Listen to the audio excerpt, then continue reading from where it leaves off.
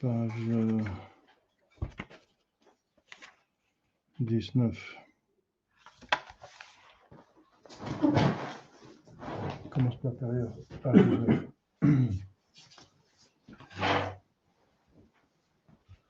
Au nom du Père et du Fils et du Saint-Esprit, ainsi soit-il. Venez, Esprit Saint, remplissez le cœur de nos fidèles et allumez en eux le feu de votre amour. Envoyez votre Esprit, Seigneur, et il se fera une créature nouvelle, et vous renouvellerez la face de la terre. Prions, ô Dieu, qui vous avez instruit le cœur de vos fidèles par la lumière du Saint-Esprit, donnez-nous par ce même Esprit de comprendre et d'aimer ce qui est bien et de jouir sans cesse de ces divines consolations par Jésus-Christ notre Seigneur. Ainsi soit-il. Je vous salue Marie, pleine de grâce, le Seigneur est avec vous. Vous êtes bénie entre toutes les femmes et Jésus, le fruit de votre entrailles, est béni. Sainte Marie, Mère de Dieu, priez pour nous pauvres pécheurs, maintenant et à l'heure de notre mort, ainsi soit-il. Notre Père qui es aux cieux, que votre nom soit sanctifié, que votre règne arrive et que votre volonté soit faite sur la terre comme au ciel. Donnez-nous aujourd'hui notre pain de chaque jour, pardonnez-nous nos fautes, pardonnez-nous ce que nous avons offensé, et ne nous laissez pas succomber à la tentation, mais éloigne-nous du mal. Saint Joseph, Saint le gardien, Saint Patron, Saint Ignace de Loyola, au nom du Père et du Fils et du Saint-Esprit, ainsi soit-il. Voilà, cette première instruction est tout à fait pratique. Donc la prière qu'on vient de faire, on va la faire normalement avant l'exercice, c'est page 19, prière au Saint-Esprit. Alors on se sert du livre bleu, il y a plusieurs éditions, j'espère que ça va aller. 19, ça correspond, 19, page 19, avec l'ancien? Non, ça ne correspond pas. Bon. C'est ça ne correspond pas. Ah oui, d'accord. Bon, alors on va voir. Dans l'ancienne édition, c'est Veni.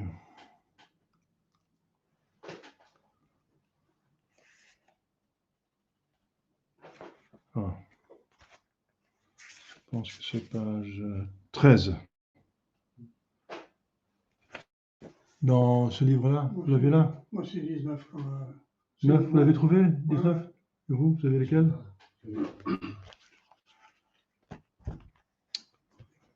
Alors, bon, prenez celui-là. Hein. Moi, je vais prendre l'ancien, alors. C'est page 19. Bon, c'est page 13. C'est un peu embêtant parce que la numérotation est différente avec les éditions. Bon, on va quand même s'en sortir parce qu'on va utiliser la numérotation de Saint Ignace lui-même. Donc, il y a des pages qui ne correspondent pas, mais les numéros correspondent. D'accord? On va prendre le numéro autant que possible. Voilà. Alors,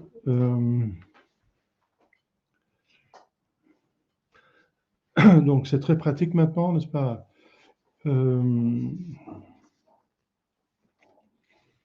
D'abord, il faut ouvrir le cœur. La retraite, c'est une grâce. Et la grâce a une efficacité dans la mesure où on ouvre son cœur. Donc il faut avoir de grandes espérances. L'exercice ceci, donc de Saint Ignace, ont été apportés par Marie quand il a médité dans la grotte de Marèze. Donc on appelle ça la retraite de Saint Ignace, mais c'est aussi une retraite mariale, pas qu'elle agit surtout de la Sainte Vierge Marie, il s'agit de la vie spirituelle, et bien sûr on va autant possible faire la retraite avec la Sainte Vierge Marie, mais elle est mariale dans ce sens qu'elle a donné par Marie. Elle a été donnée par Marie. Elle n'est pas mariale dans ce sens qu'elle agit surtout sur Marie. Donc il y a des retraites mariales qui voient toute la mariologie. Ce n'est pas dans ce sens qu'elle est une retraite mariale. Mais c'est une retraite mariale. Donc c'est la Sainte Vierge Marie qui propose cela dans le XVIe siècle comme une des remèdes contre l'hérésie, le protestantisme, qui est une hérésie très forte qui agit encore aujourd'hui. L'hérésie qu'on voit dans l'Église, enfin qui n'est plus l'Église parce qu'elle est devenue hérétique, est une continuation du protestantisme. Le modernisme, c'est une continuation logique du protestantisme. Et le modernisme, aux formes dures, c'est de l'athéisme. Je crois en Dieu, mais je sais qu'il n'existe pas. Donc c'est ça le moderniste, pur et dur, selon Saint Pédis dans son encyclique Passion Dominici Gregis, une encyclique maîtresse qui dénonce tout le modernisme. Alors, cette retraite a été recommandée par tant de papes, de tous les papes finalement, à partir de Paul III jusqu'à Paul VI. Paul III à VI, ce n'est pas seulement 3 papes, mais vous savez qu'il y a des papes qui portent d'autres noms, donc il y a des dizaines de papes. Jusqu'à donc Pie XI. Alors, l'horaire, vous l'avez reçu. C'est un indice, ce n'est pas de rigueur. Si je vois que vous avez plus besoin d'une chose ou d'une autre, on peut raccourcir ou allonger. Par exemple, les confessions. S'il y a 20 personnes qui suivent la retraite ou 3, c'est différent. Donc ça va plus vite, on a plus de temps. Donc c'est un petit peu flexible. On va essayer de suivre, bien sûr, l'horaire. Donc l'horaire vous donne la possibilité d'un goûter qui n'est pas obligatoire, bien sûr. Du café à disposition, c'est bien de rester réveillé, effectivement, de ne pas s'endormir pendant les méditations. Une manière pour ne pas s'endormir pendant les méditations, c'est se tenir debout. Ou à genoux aussi, ou marcher. Donc debout, marcher, ça. Mais si on est assis, on risque de s'endormir. Donc c'est un avis que je vous donne, très pratique, mais qui est quand même important. Donc, alors, le chapelet, comme je vous ai dit là tantôt, vous dites ensemble. Moi, je ne vais pas dire avec vous. Moi, je dis pendant que vous méditez pour sauver du temps pour moi-même, parce que c'est quand même assez chargé pour le prédicateur. Vous êtes censé de me consulter chaque jour, de me voir. Le prêtre est accessible après la méditation et avant une autre méditation, donc entre 2 exercices, mais complet, ça veut dire inclus la méditation. Je donne des indices sur le sujet à méditer, ensuite vous méditez, et c'est seulement après votre méditation et jusqu'à un autre exercice que je suis disponible pour vous voir. Même si tout va bien, vous me venez dire que tout va bien. Et si quelque chose ne va pas, vous avez quelque chose à demander, vous n'avez pas bien compris quelque chose que j'ai dit, vous pouvez demander des explications. Donc le prêtre, on parle seulement avec le prêtre et avec Dieu, mais pas avec les autres. C'est très important de faire le silence. C'est une retraite, on est au retrait du monde. Donc j'avais fait déjà un grand sacrifice de rendre les portables. C'est un grand silence déjà qui se fait. Ensuite, on a le silence du lieu. On est très bien situé ici pour une maison de retraite. C'est pratiquement une impasse, enfin une carrière. Il y a très peu de passages. Comme je vous ai dit, vous avez le droit de vous promener dans l'emparage, ou c'est dans le jardin, ou dans l'emparage.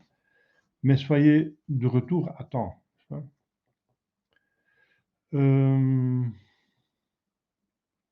Voilà, le chapelet, vous je dirai quand ce sera le chapelet. Le chapelet sera donc le soir, avant le dernier exercice, avant le repas du soir. Voilà. la méditation, n'est-ce pas?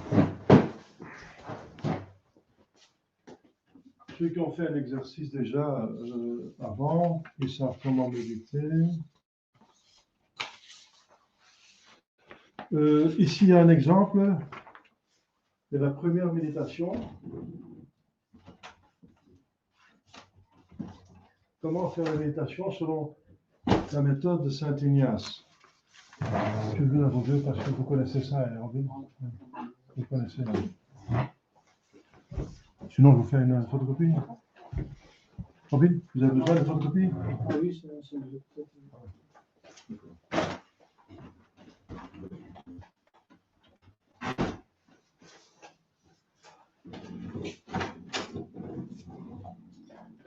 Donc, la méditation commence par une mise en la présence de Dieu. Si vous êtes dans la chapelle, c'est facile. Dieu est partout. Il faut encore faire l'acte de foi qu'il est là. Donc, on se met à genoux, on fait un signe de croix avec l'eau bénite. Encore faut-il l'eau bénite. L'eau bénite est à votre disposition là. Si vous voulez un récipient, vous demandez un récipient. Dans la cuisine, il y en a assez de récipients.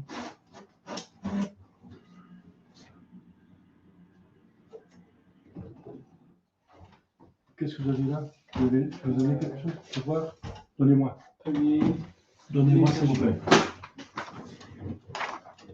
Voilà, c'est pas ça.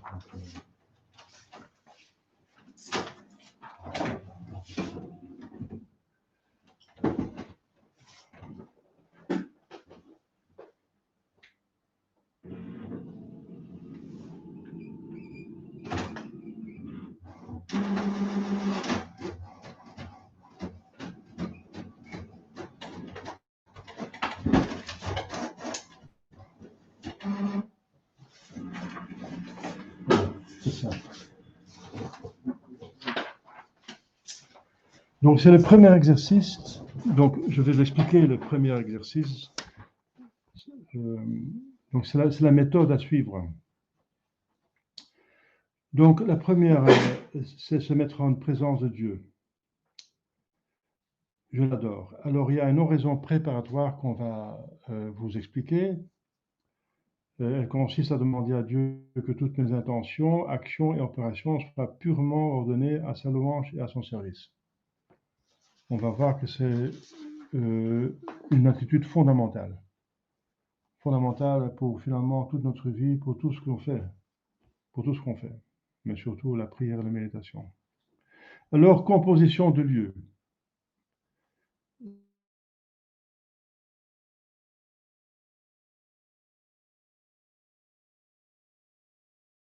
Ça, c'est se souvenir de ce que le prédicateur vous a dit. Donc, c'est pour parce que c'est la phonologie. Donc, il faut donner à ronger il faut lui donner à ronger un os, n'est-ce pas, comme un animal. Sinon, il s'en va dans tous les sens et elle va brouiller l'intelligence. Elle va brouiller la méditation quand elle va n'importe où. Donc, on n'a pas une emprise sur nos sentiments, sur nos passions et sur notre fantaisie, mais imagination. On a une certaine emprise sur l'intelligence, bien sûr. On peut décider de commencer à penser sur quelque chose, ça oui. On a une certaine emprise sur l'imagination parce qu'on essaie d'imaginer quelque chose, oui. Mais la fantaisie, les sens intérieurs, n'est-ce pas, ne sont pas totalement sous notre contrôle, comme vous savez, et parfois il y a des images qui passent qu'on n'a pas demandé, qui viennent comme ça tout seul.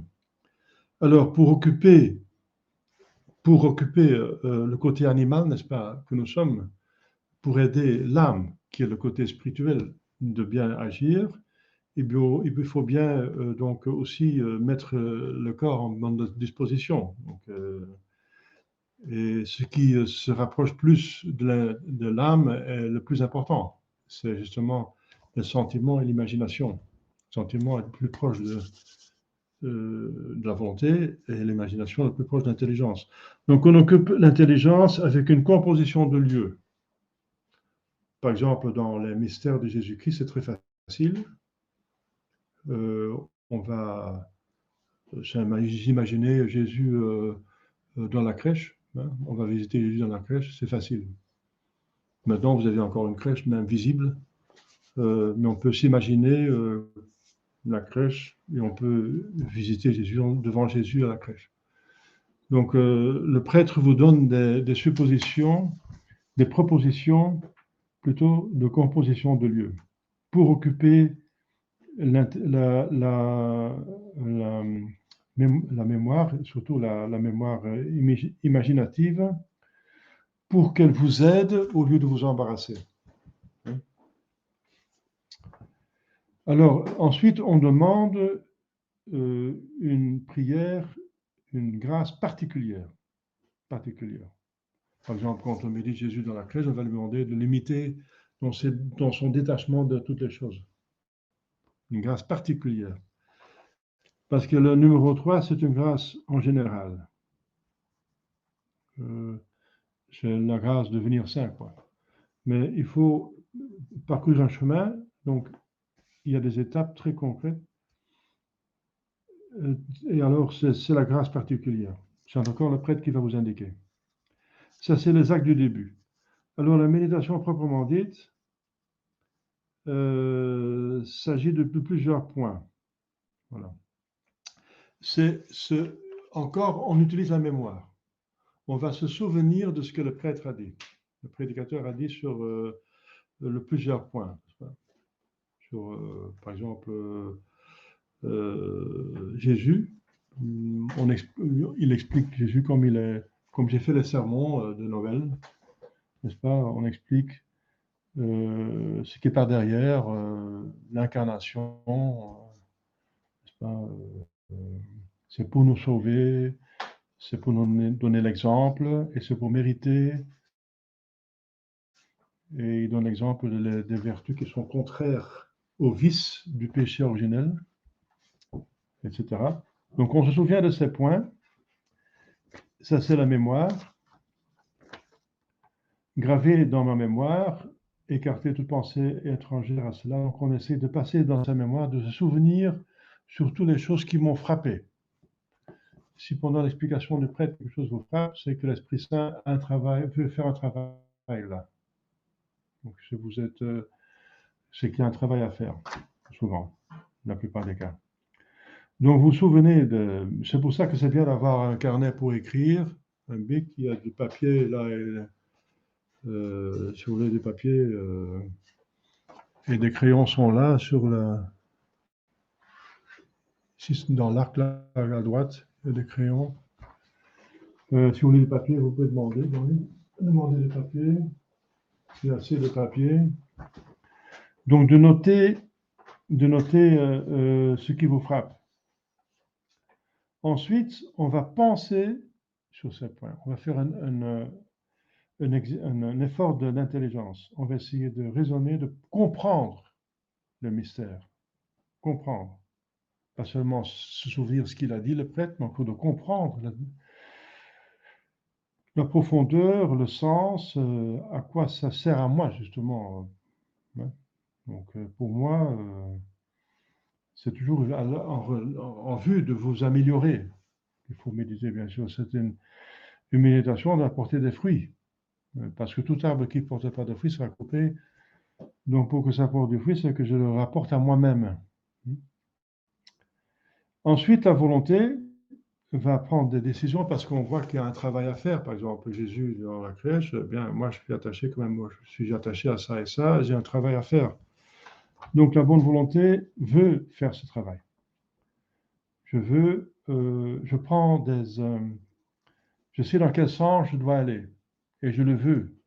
Et même concrètement, déjà par rapport à ce que j'ai compris, de faire des conclusions et pratiquement dans ma vie. Et on fait ça, si le prêtre a de donner plusieurs points, on fait ça avec chaque point, n'est-ce pas?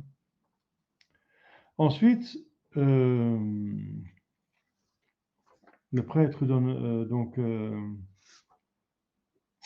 un son de cloche, un son de cloche pour vous aider à méditer à un certain moment. Alors, c'est le colloque.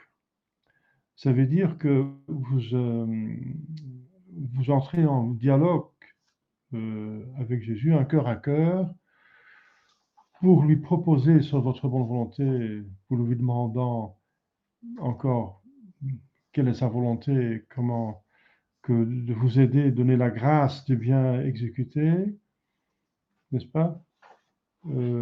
Jésus dans la crèche, vous parlez pour demander justement, de lui demander de l'aide et de promettre de faire votre possible.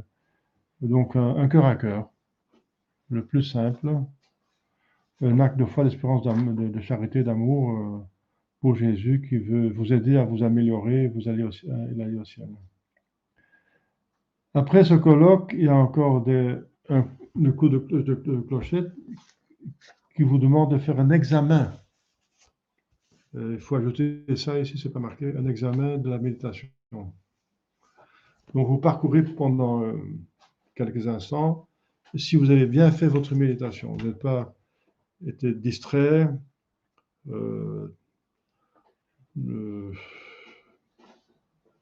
oui, vous n'êtes pas endormi, à la limite, c'est le pire qui peut arriver. Si vous avez des tendances à vous endormir, mettez-vous debout. Hein. Donc, si vous avez bien fait la composition du lieu, n'est-ce pas, même l'acte de mémoire, d'intelligence, de volonté, et ensuite le colloque, si vous avez bien fait toutes ces choses. Pour améliorer la méditation. C'est une méthode de méditation, entre plusieurs. C'est la méthode de Saint Ignace, et c'est une des meilleures, enfin, qui tient compte du fonctionnement du psyché humain. Donc, l'intelligence passe par les sens extérieurs. On entend parler le prêtre. Il fait parfois des dessins. Et il montre même des images à la limite. Il fait donc composition de lieux. Ça veut dire les sens extérieurs nourrissent les sens intérieurs. L'imagination est nécessaire pour comprendre les choses. Ensuite, on comprend les choses, on essaie de comprendre. Et l'intelligence, c'est pour nourrir la volonté. La volonté a besoin de comprendre, parce qu'on ne peut pas aimer ce qui n'est pas connu. Et ensuite, la volonté, c'est le plus important. Si on a compris Jésus et on veut ce qu'il veut, on est bien. Et alors, il faut encore demander la grâce. Donc, c'est pour ça qu'il y a un colloque. Donc, ça suit toute la psychologie humaine et la psychologie surnaturelle, disons, comment fonctionne la grâce. Donc, la plupart des méditations vont dans ce sens, ils sont peut-être moins ordonnées, moins spécifiques, mais toute méditation va dans ce sens, c'est évident. Une méditation, au sens large, c'est penser à Dieu et aux choses de Dieu. Voilà. Dès que vous pensez à Dieu et aux choses de Dieu, vous méditez. Mais ça, c'est une méthode pour le faire un petit peu plus systématiquement. Hein. Parce qu'on peut aller dans tous les sens et parfois, ce n'est pas le bon sens. Ceci, ça va dans le sens de la nature humaine et de la grâce. Donc, disons, c'est dans le sens, c'est très thomiste. Voilà, ça, c'est très important.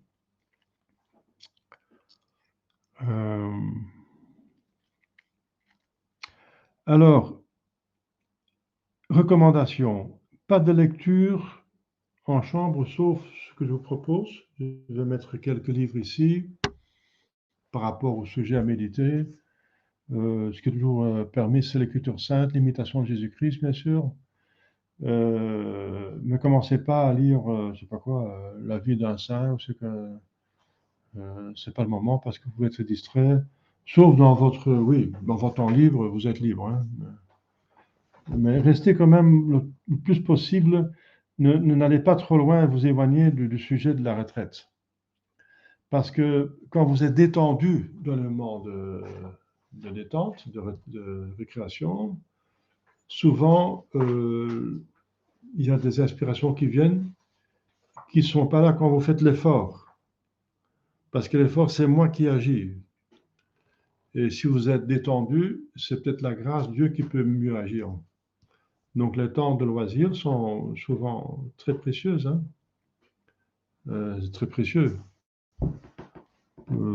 C'est pas forcément comme ça, mais restez dans le silence. Le silence, ça va être l'exercice le plus difficile, peut-être, pour vous qui vont pas à la vocation religieuse, pour autant que je sache, n'est-ce pas? Vous êtes dans le monde du matin au soir, donc on a des contacts, c'est tout à fait normal. Mais ici, on a un contact également avec Dieu. C'est le plus important, antagoniste dans votre vie, et même dans l'éternité. Enfin, antagoniste, je veux dire, personnage qui joue un rôle, n'est-ce pas? Le plus important personnage. Et Dieu parle seulement dans le silence. C'est pour ça que le monde fait du bruit pour chasser Dieu le plus possible. Donc nous, on fait le silence. Et si vous êtes tenté de parler quand même, et vous pensez que c'est bien de parler, eh bien c'est mauvais. Parce que si vous parlez à une autre personne, vous êtes dans la distraction déjà, vous êtes en dehors du sujet. Et deuxièmement, vous perturbez le silence de l'autre, forcément. Donc vous empêchez l'autre d'être avec Dieu. Et vous empêchez Dieu d'être avec lui. Donc gardez le silence par amour de votre âme et le respect de l'âme des autres. Donc le silence est aussi avec des signes.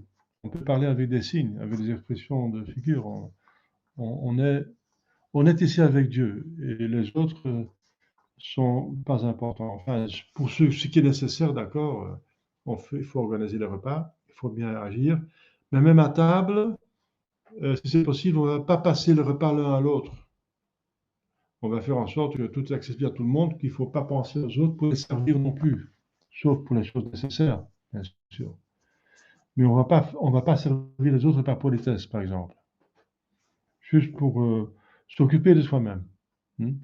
Et à table, pour autant que possible, il y aura une lecture spirituelle, pour pas comme c'est l'habitude dans les monastères et dans les maisons religieuses. Et maintenant c'est une maison religieuse pendant 5 jours pour vous. Bien, pour pas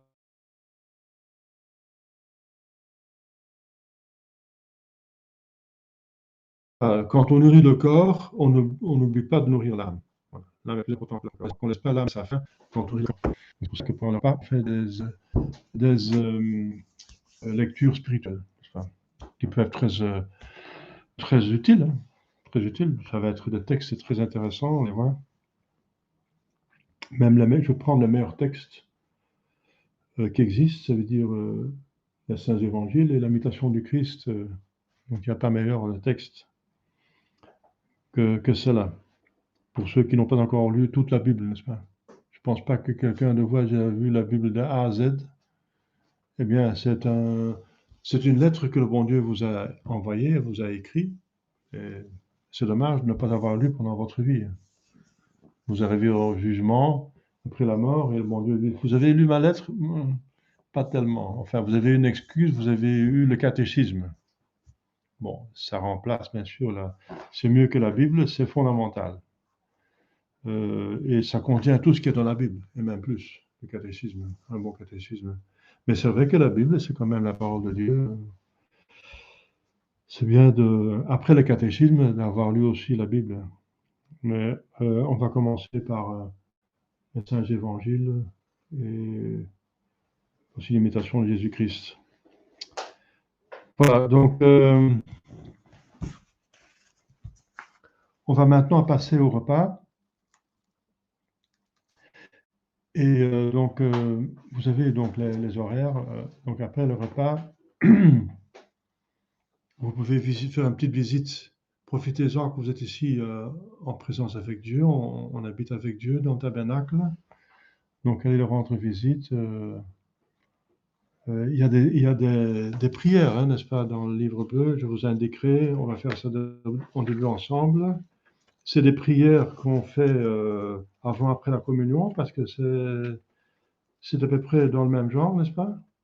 La communion, c'est Dieu qui vous visite de manière la plus excellente qui existe. Et donc, dans les prières avant et après la communion, et pendant, il y a après aussi les prières en plus pour les visites au Saint-Sacrement. Mais les prières de la communion, on peut les utiliser aussi en visitant le Saint-Sacrement, bien sûr. Voilà. Donc, on va passer maintenant à table.